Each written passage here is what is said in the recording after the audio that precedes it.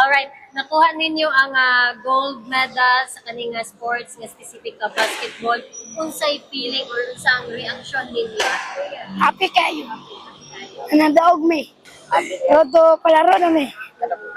Pila ka mga teams ang inyong nakalaban kuya? Mga 5. Ngano makaingon ka nga sarangani yung Kaya dikit ang laban na mo. dikit mo kalaban. Anana lang school.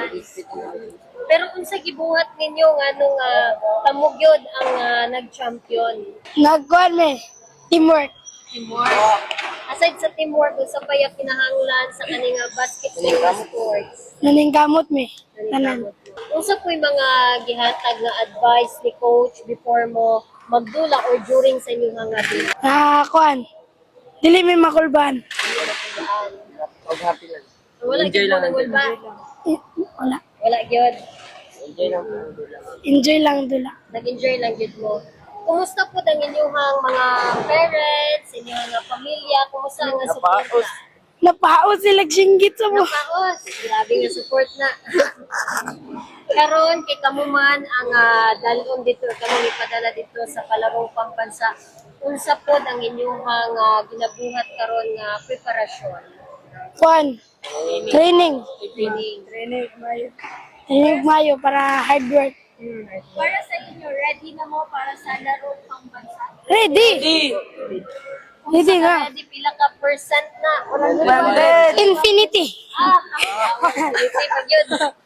Alright. Unsa po yung mga, basig na po mo mga kinahanglan dira nga suporta po or mga gusto po ninyo paabot sa tuang local nga government, sa tuang DepEd. Sapatos. Tidak mo sapatos. Sapatos. Sapatos. Ang size sa sapatos. Kwarta. Yun sa mana. Ano lang. Foods na mo. Bula. Bola.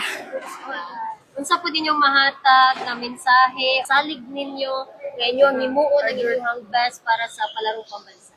Salamat kayo sa suporta sa mga tao sa mua na nag-suporta sa mua. Alright. Sa ninyo pag encourage ang uban mga bata na musulod sa inani nga sport. Maningkamot. Practice lang. Hard work. Okay, para sa inyong parents o sa inyong Salamat. Salamat kayo sa suporta nila sa mua.